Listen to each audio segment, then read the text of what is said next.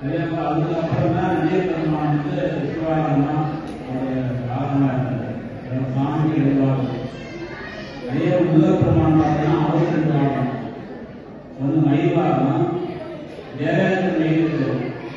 சங்காரம் பண்றதுக்கு முன்னாடி தேவேந்திரன் மயிலா வந்து வாகனமா இருந்தார் முருகப்பெருமான். அதுக்கப்புறம் முருகப்பெருமான் வந்து மயிலாமாரி வாகனமா இருந்தார். தேவேந்திரன் தேவதனை கல்யாணம் பண்ணும்போது நம்ம கல்யாணம் பண்ணும்போது நம்ம கால வாங்கி கொடுக்கணும், மாப்பிள்ளைக்கு கை வாங்கி கொடுக்கணும். அப்போவே முருகப்பெருமானுக்கு தேவேந்திரன் 2000 தந்தம், ஒரு யானைக்கு 2 தந்தம், வெள்ளை யானைக்கு 2000 தந்தம். 2000 தந்தம் உடைய வெள்ளை யானை எம்பெருமான் முருகப்பெருமானுக்கு தேவேந்திரன் பரிசா கொடுத்தார்.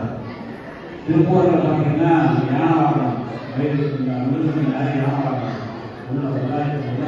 வெளியே வாகனம் முருகன் முன்னாடி யானை வாகனம்.